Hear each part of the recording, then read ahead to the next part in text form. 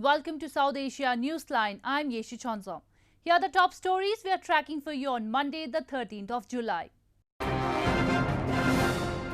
terrorists killed in encounter in Anantnag district of India's Jammu and Kashmir. Afghan President spokesperson Sediqqi says Taliban must join peace process in real way. And death toll from Nepal floods and landslides rises.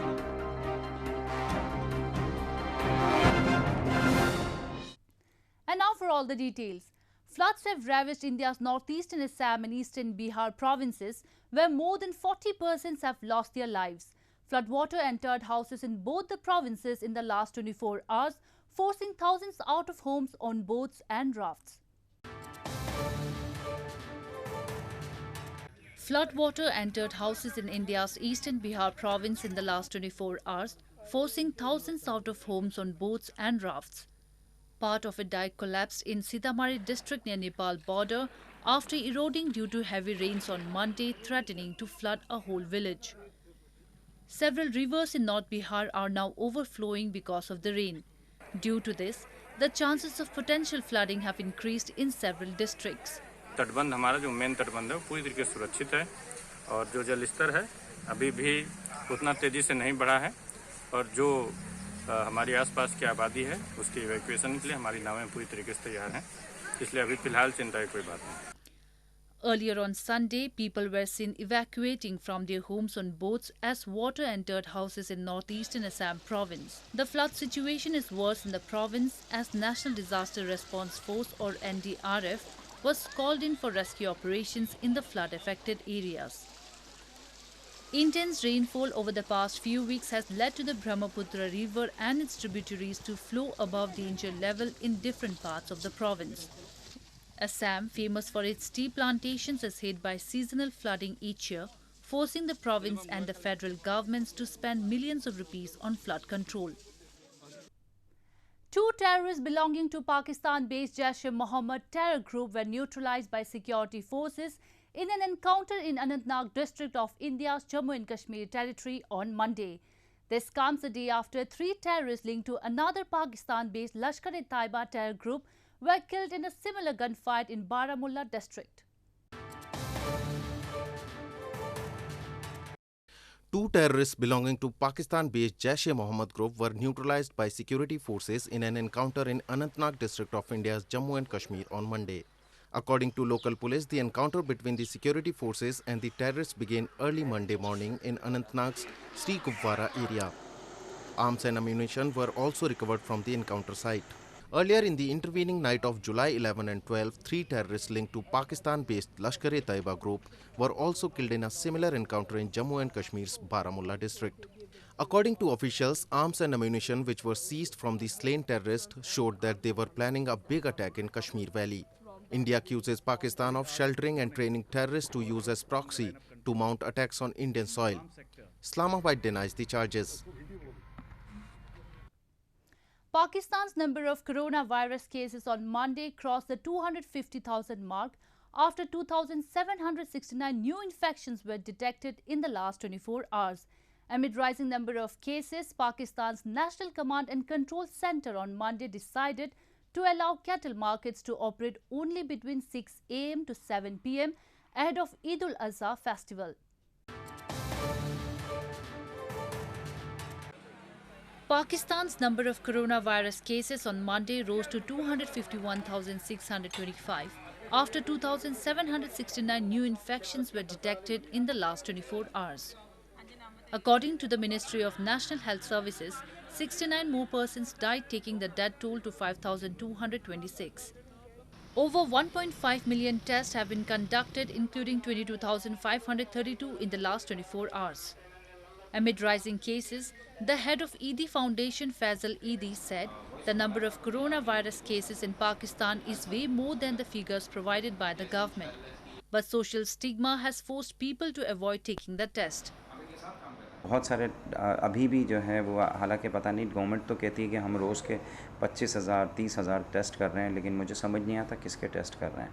लोग जिनको test करवाना है वो इधर उधर भाग रहे होते हैं. एक हॉस्पिटल से दूसरे हॉस्पिटल, दूसरे से तीसरे हॉस्पिटल, उनको सही तरह रिस्पांस नहीं मिलता, इसलिए जो है वो फिर वो टेस्ट भी नहीं करवाते। Meanwhile, Pakistan's National Command and Control Center on Monday decided to allow cattle markets to operate only between 6 a.m. to 7 p.m. ahead of Eid-ul-Azha or Eid-ul-Adha, the festival of sacrifice. Earlier, the Ministry of National Health Services issued standard operating procedures or SOPs for mitigation of spread of person-to-person transmission of COVID-19 to general public, including the buyers and sellers of animals during Eid-ul-Azha. Eid-ul-Azha will be celebrated on July 31st in Pakistan according to the Islamic calendar. Sri Lanka has again started reporting a surge in coronavirus cases, days after it lifted its month-long lockdown, declaring there was no longer any community spread of infection. With the new wave of virus, total COVID-19 cases tally in the island nation has now reached 2,617.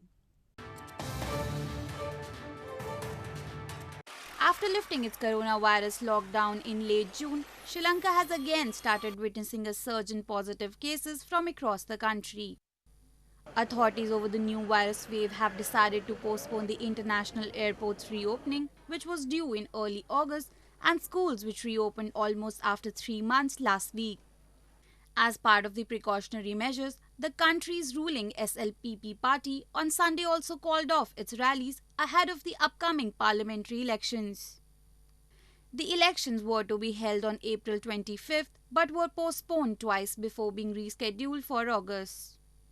Sri Lanka, a country of 21 million, lifted its coronavirus lockdown last month after declaring that there was no longer any community spread of the deadly virus.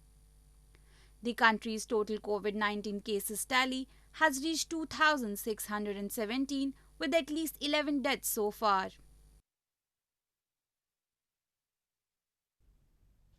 In news from Afghanistan, Afghan Presidential Palace spokesperson Sediq Sediqqi has criticized the Taliban for the escalation of violence in the country. He argued the Taliban must enter the peace process in a real way. Afghan Presidential Palace spokesman Sediq Sediqqi on Sunday criticized the Taliban for the escalation of violence and argued the Taliban must enter the peace process in a realistic way.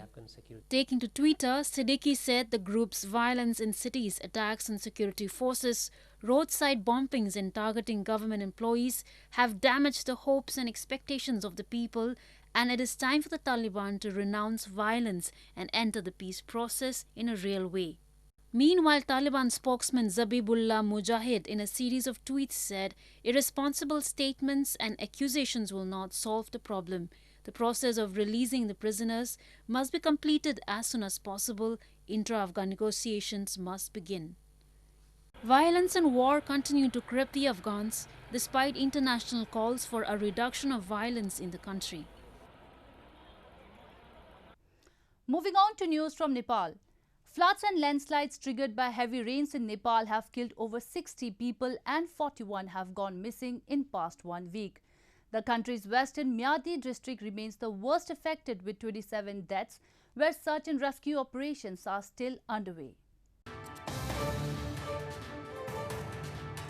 Floods and landslides triggered by heavy rains in various parts of Nepal have killed at least 61 people and 41 have gone missing in the past 1 week. Myangri district of western Nepal is the worst affected with 27 deaths, where search and rescue operations are underway with officials and police personnel. Hundreds of displaced people have also been shifted to buildings of local schools and community centers. Nepal's Meteorological Foresting Division last week had warned heavy downpour in the Himalayan nation and had warned of monsoon to be near the low pressure line in various parts, causing rainfall around the country. पहिलो चरणमा घाइतेहरूलाई उद्धार गर्ने काम भयो हिजो मात्रै लगभग 30-35 घण्टा पछाडि मात्रै अनि अहिले पुरिएका बेपत्ता भएका व्यक्तिको खोजी र उहाँहरूको पहिचान गरेर दाह संस्कार गर्ने काम भइरहेको छ जहाँ जहाँ भत्ता भइसकेको छ. Landslides and flash floods are a common occurrence in mountainous Nepal during the June to September monsoon every year.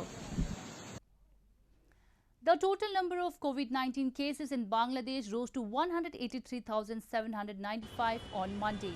A senior health ministry official, Nasima Sultana, in a briefing in capital Dhaka said that 2,666 new COVID-19 positive cases and 47 deaths were reported in the last 24 hours across Bangladesh. The COVID-19 fatality rate in Bangladesh is now 1.28% against the total number of detected cases so far in the country. The total number of recovered patients in the country now stands at 93,614, including a record high of 5,580 on Sunday. The current recovery rate is 50.93%. Bangladesh recorded the highest 4,019 cases in a 24-hour period on July 2nd. Moving on, with the face masks being an essential part of daily attires now amid the coronavirus outbreak, a jewelry shop in Western India has come up with a mask studded with diamonds to attract the customers looking for uniqueness. A jewelry shop in Surat city of India's western Gujarat province is selling face masks studded with diamonds worth thousands of dollars. Owner of the jewelry shop thought of adding bling to the protective gear that has become the part of everyone's life due to the coronavirus pandemic. The masks are studded with American or lab-grown and real diamonds and cost between $1,995 to $5,322 US. क्योंकि लोगों को आज आगे जाके mask की requirement रहने वाली है, जिसमें हमने गोल्ड के साथ में अमेरिकन डायमंड को भी यूज़ किया हुआ है और गोल्ड के साथ में रियल डायमंड को भी यूज़ किया हुआ है। जो गोल्ड के साथ में अमेरिकन डायमंड का जो मास्क है वो अप्रोक्सीमेट 1.5 लाख के आसपास का है और जो रियल डायमंड का है वो करीबन 4 लाख के आसपास का है। The masks are already grabbing the eyeballs of some customers who are interested in the unique product. तो मेरा सडनली ध्यान यहाँ पे रियल डायमंड के मास्क पे गया, जो मुझे ज्वेलरी से भी ज़्यादा अट्रैक्टिव लगे। तो मैंने वो मास्क देखे और मुझे पसंद आ गए और मेरे आउटफिट के साथ भी एकदम बैठ रहे थे। तो मैंने वो मास्क की खरीदी की कि मैं सबसे ज़्यादा unique लगूं। Gujarat's Surat city is locally known as the Diamond City because it handles 90% of the world's rough diamond cutting and polishing. Well, that's the way it was in South Asia this evening. Before we conclude the top stories once again. 2 terrorists killed in encounter in Anantnag district of India's Jammu and Kashmir. Afghan President spokesperson Sediq says Taliban must join peace process in real way.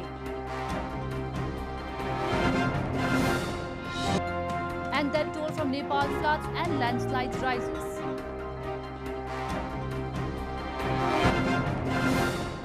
Now our viewers can watch the show on SouthAsiaNewsline.com. You can also visit us on Facebook.com/AsiaNewsline and follow us on Twitter @AsiaNewsline.